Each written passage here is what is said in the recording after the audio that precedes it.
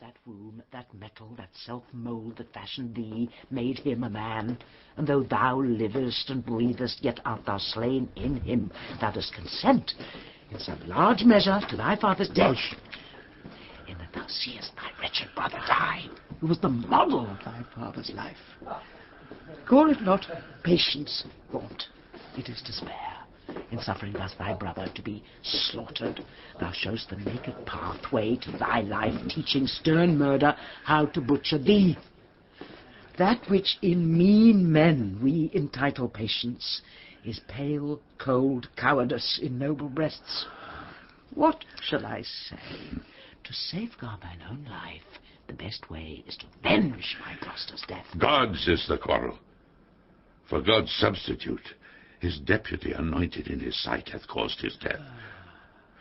The which if wrongfully, let heaven revenge, for I may never lift an angry arm against his minister. Where then, alas, may I complain myself?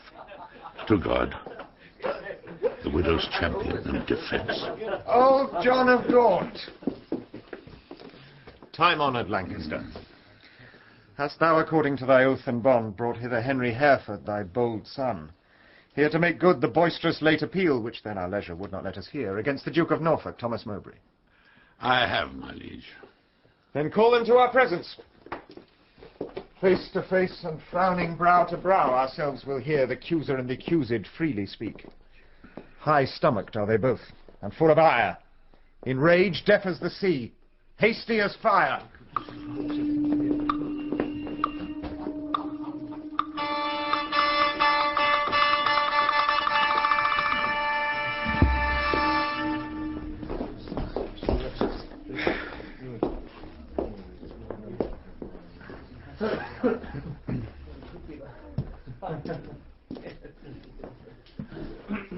Many years of happy days befall, my gracious sovereign, my most loving liege. Each day still better others' happiness, until the heavens, envying earth's good hap, had an immortal title to your crown.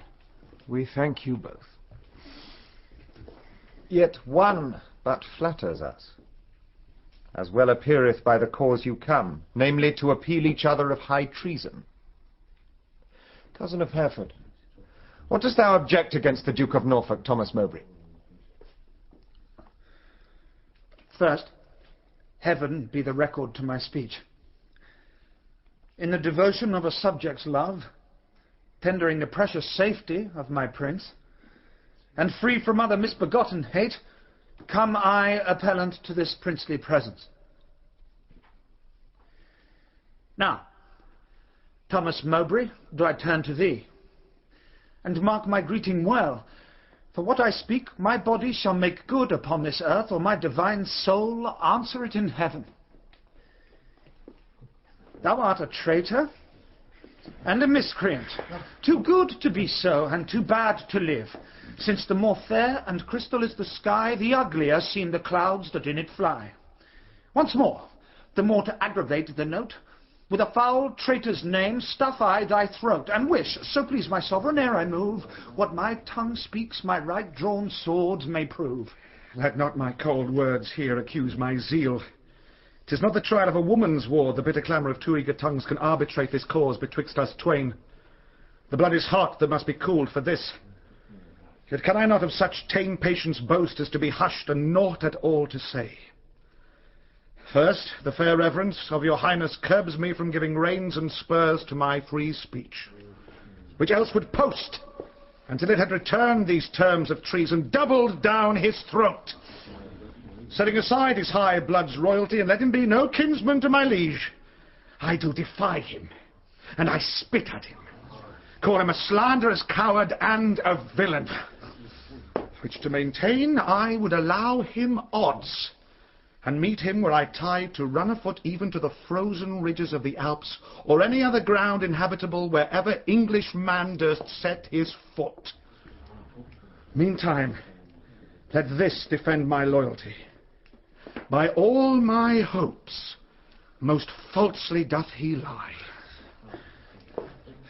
Pale, trembling coward, there I throw my gage. if guilty dread have left thee so much strength as to take up mine honour's pawn, then stoop. By that, and all the rights of knighthood else, will I make good against thee, arm to arm, what I have spoke, or thou canst worse devise. Take it up! And by that sword I swear, which gently laid my knighthood on my shoulder, I'll answer thee in any fair degree or chivalrous design of knightly trial.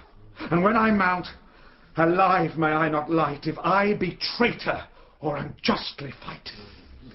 What doth our cousin Lady Mowbray's charge? It must be great that can inherit us so much as of a thought of ill in him. Look what I speak, my life shall prove it true. That Mowbray hath received 8,000 nobles in name of lendings for your highness soldiers, the which he hath detained for lewd employments like a false traitor and injurious villain. Besides, I say, and will in battle prove, or here or elsewhere to the furthest verge that ever was surveyed by English eye, that all the treasons for these 18 years, complotted and contrived in this land, fetched from false Mowbray their first head and spring. Further I say, and further will maintain upon his bad life to make all this good, that he did plot the Duke of Gloucester's death, suggest his soon-believing adversaries, and consequently, like a traitor coward, sluiced out his innocent soul through streams of blood. How high a pitch his resolution soars. Thomas of Norfolk, what sayest thou to this? Oh, let my sovereign turn away his face, and bid his ears a little while be deaf, till I have told this slander of his blood, how God and good men hate so foul a liar. Mowbray, impartial are our eyes and ears. Were he my brother, nay, my kingdom's heir, as he is but my father's brother's son. Now by my sceptre's oar I make a vow, such neighbour nearness to our sacred blood should nothing privilege him, nor partialize the unstooping firmness of my upright soul. He is our subject, Mowbray. So art thou. Free speech and fearless I to thee allow.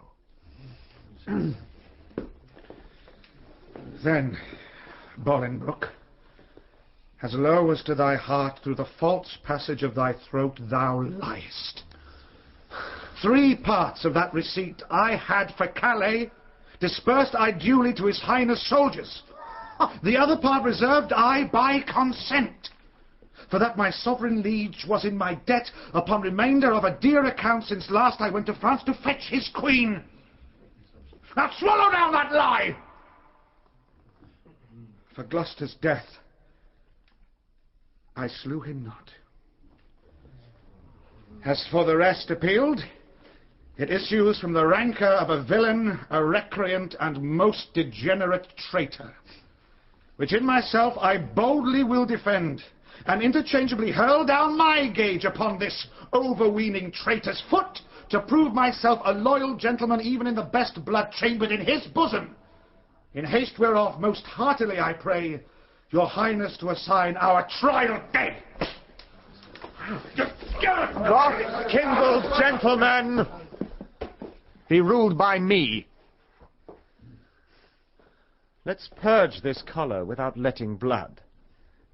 This we prescribe, though no physician. Deep malice makes too deep incision. Forget, forgive, conclude and be agreed. Our doctors say this is no month to bleed. Good uncle, let this end where it begun. We'll calm the Duke of Norfolk, you your son. To be a makepeace shall become my age. Throw down my son, the Duke of Norfolk's gage. And Norfolk throw down his. When, Harry, when? Obedience bids I should not bid again. Norfolk throw down, we bid. There is no boot. Myself I throw, dread sovereign, at thy foot. My life thou shalt command, but not my shame. The one my duty owes, but my fair name. Despite of death that lives upon my grave, to dark dishonour's use thou shalt not have. I am disgraced, impeached and baffled here, pierced to the soul with slander's venom spear, the which no balm can cure, but his heart blood which breathes this poison. Rage